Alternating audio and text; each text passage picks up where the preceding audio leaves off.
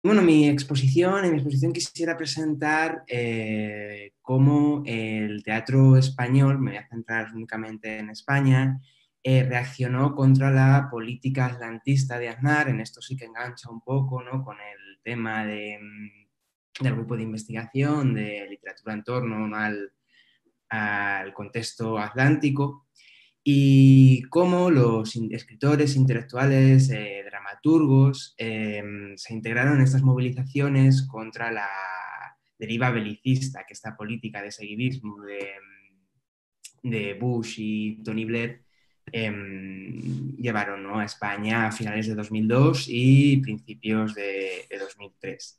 Tendríamos que empezar integrando un poco la movilización teatral en el contexto de la movilización más amplia de todo el sistema, ¿no?, literario.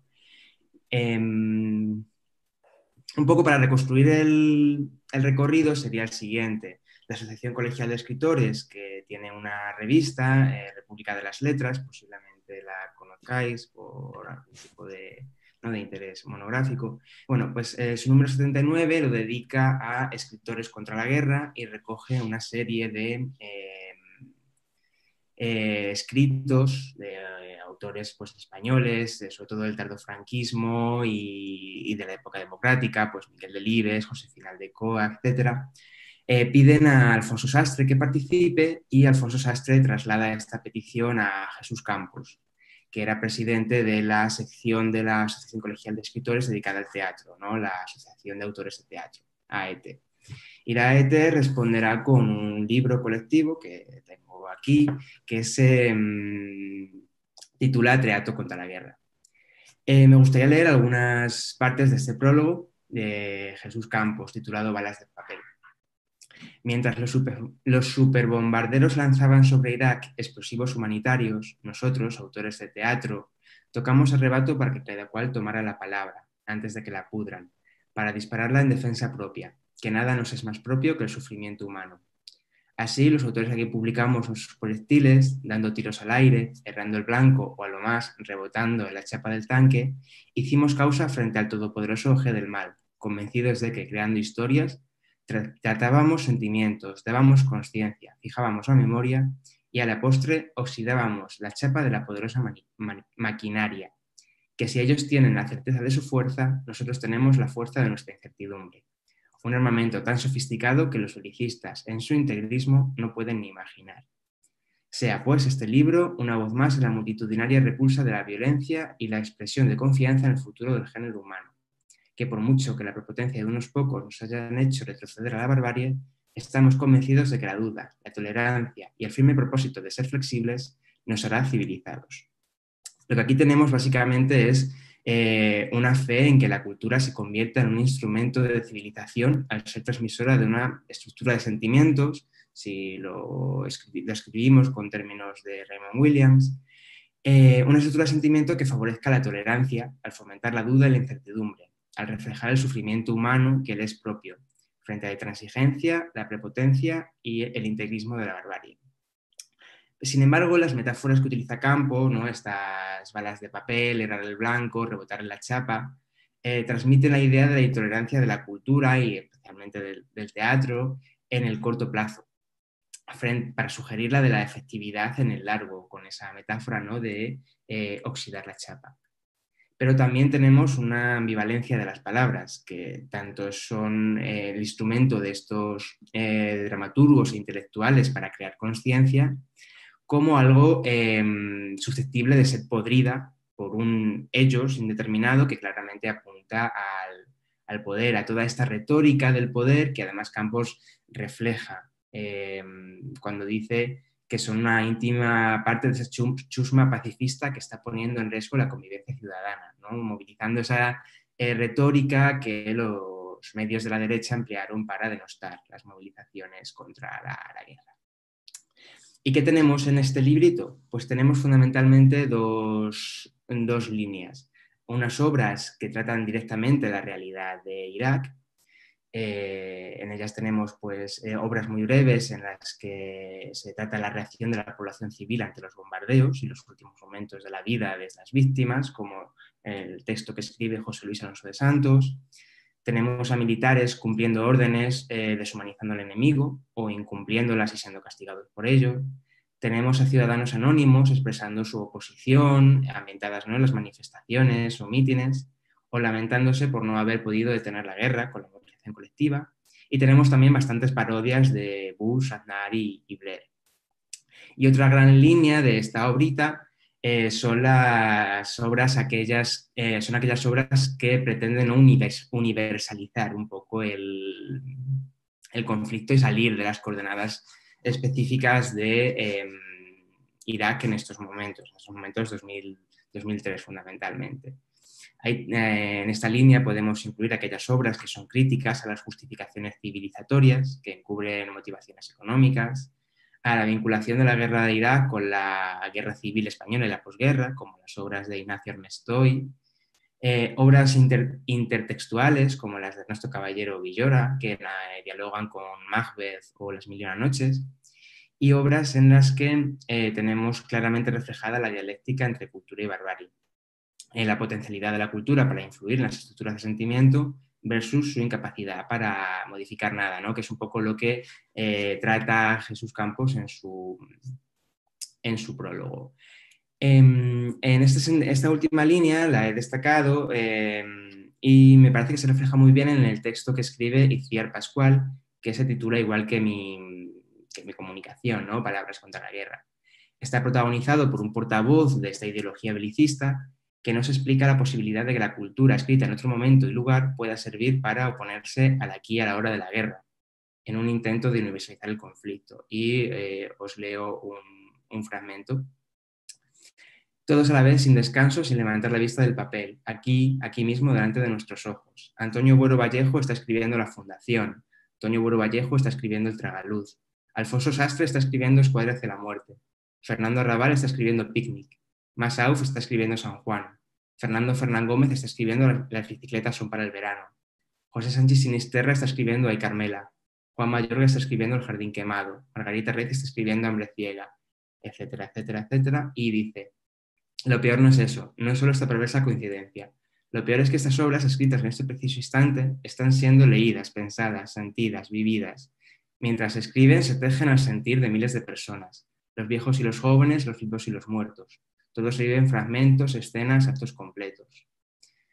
Todas estas palabras las multiplican. Es un acto de deslealtad insoportable, ¿no? Un poco como síntesis de todas estas líneas más universalistas que dialogan, ¿no?, con la memoria de la guerra civil, con esta intertextualidad.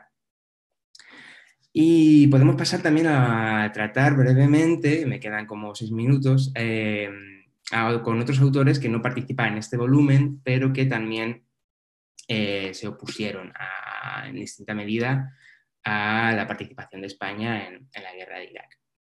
Tendríamos que destacar una obra del grupo Animalario, titulada Alejandro y Ana, lo que España no pudo ver del banquete de bodas de la hija del presidente.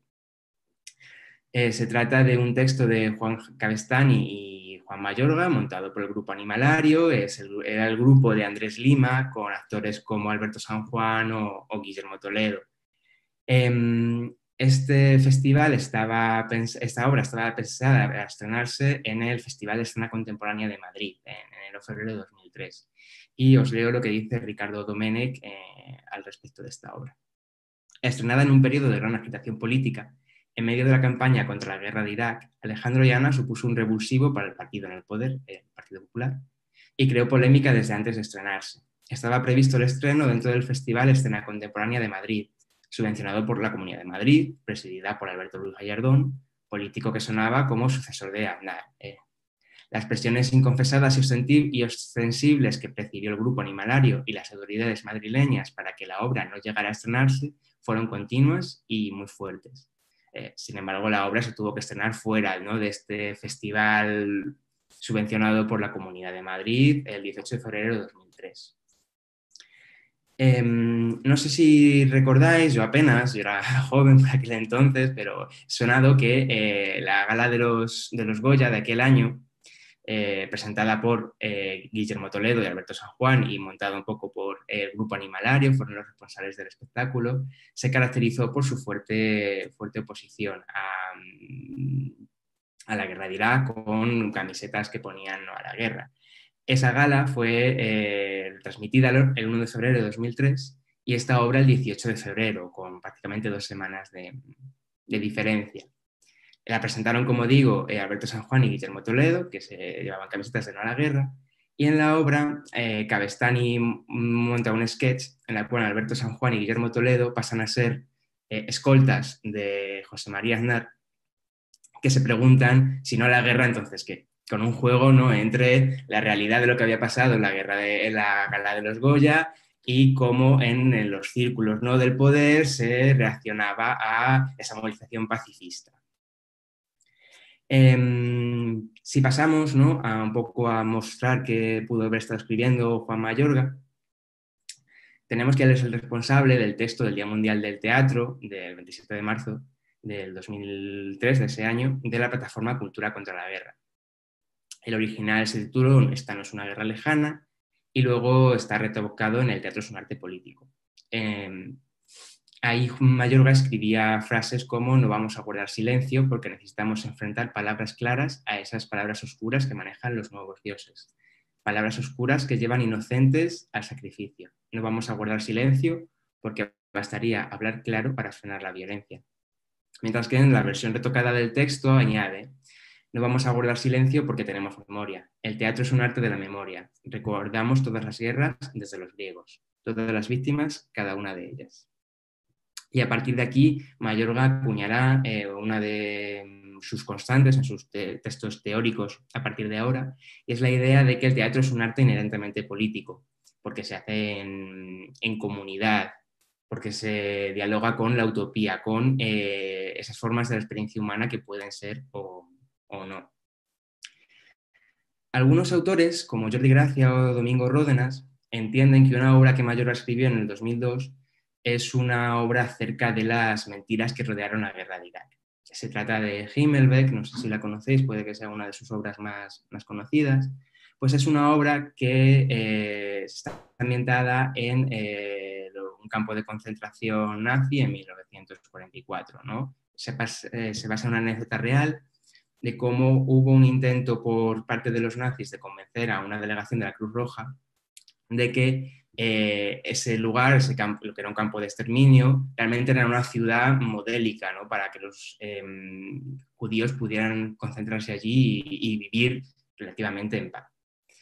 Era una mentira, ¿no? Era una ficción. De modo que Gracia y Ródenas entienden, ¿no?, de forma oblicua que mostrando las estrategias de propaganda de los nazis es equivalente a la estrategia de las autoridades tanto estadounidenses como del resto de aliados, ¿no?, de utilizar una mentira, como era la de las armas de destrucción masiva, para justificar una guerra de Irak.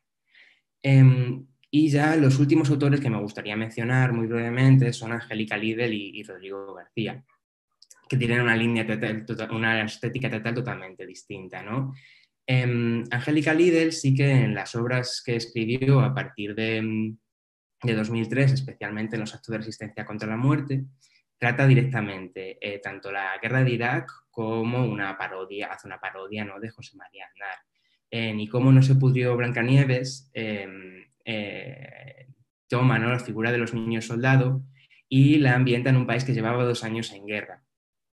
Es una obra estrenada en enero de 2005, con lo que si pensamos en un país que llevaba 2 años en guerra por aquel entonces, tenemos claramente que es Irak.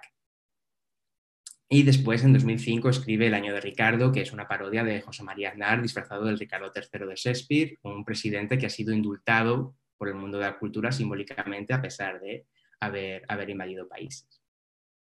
Sin embargo, Lidl va a renunciar después a este teatro político, diciendo que realmente no sirve para mucho, con una orientación hacia el misterio que es similar a la que hizo Rodrigo García. Y ya para terminar, me gustaría leer unos fragmentos de un texto teórico que García escribió en 2004. Al ser preguntado por relación entre artista y político, dice Rodrigo García: la primera relación que encontré estas dos figuras, artista y político, es que ambos mienten, y se mienten a sí mismos. Los políticos se mienten al decir que mejoran la vida de los demás, cuando realmente trabajan para mejorar económicamente la situación de unos elegidos. Por su parte, un grupo de artistas clama ante la mentira de la clase política y elabora para sí la siguiente falsedad: alguien tiene que arreglar el gran desarreglo que los políticos han hecho con el mundo, y esa misión en parte les corresponde, ¿no? Atacando claramente o alejándose claramente de las ideas que presidían todas estas movilizaciones, todas estas escrituras, de que el arte, especialmente el teatro, debe de alguna forma combatir a la política. Y con ello ya doy por finalizada mi comunicación. Muchas gracias por escucharme.